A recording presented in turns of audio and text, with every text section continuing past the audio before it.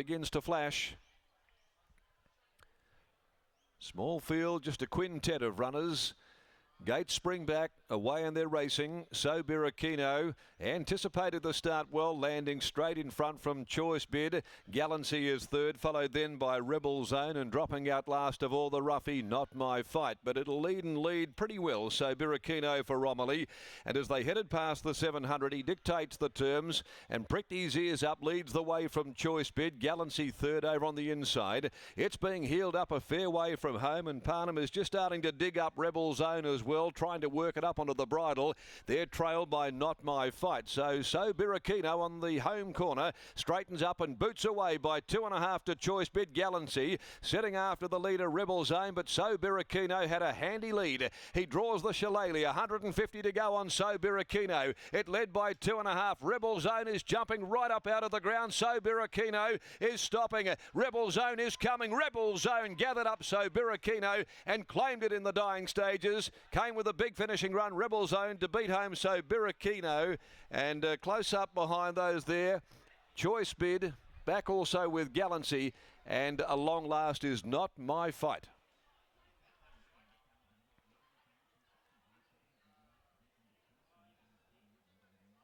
Five, 2, 3.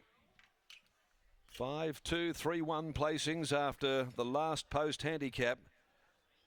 So Birikino responsible for all of the running, but it was Rebel Zone, the Territories filly, that has cut it down over the final 50.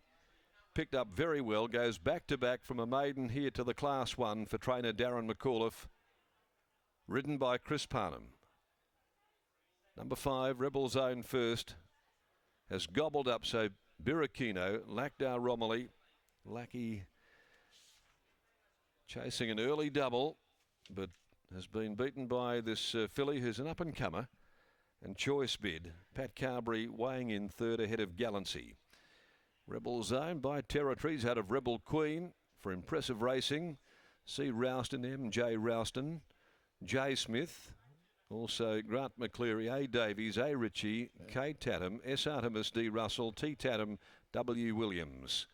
And a win on the board here for Chris Parnham after the first two events. So Birikino, the So You Think gelding from Krillon, owned by Sam Trimboli, prepared by Jimmy Taylor, ridden by Lachdar Romilly, and third, number 3, Choice Bid, who's by Schwarzier, out of exclusive bid for Oz Racing and Partners, trained by Neville Parnham, Pat Carberry aboard, and it's 58.63 that they've run, 58.63, home in 33.79.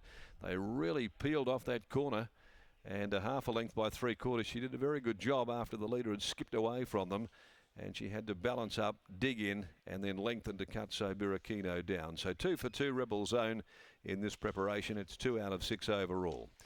In the third event today, the Coolridge Handicap, over 1,000. One Pray Again is the scratching. So again, just a small field, only the 6 to run. Big D-Mac goes down to the yard. He catches up with Britt Taylor after saddling up, the winner of race number 2.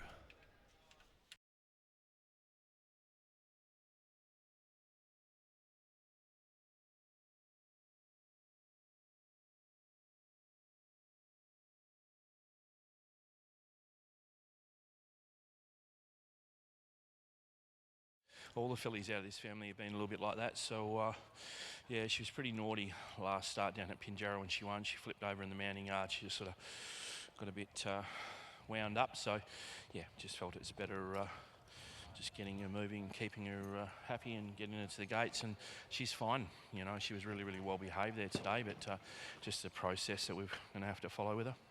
And today it all worked out for her, got to the gates nicely, as you mentioned. And then throughout running, what were you thinking turning for home, where she had a bit of work to do to catch the leader, but clearly she has a nice little turn of foot on her?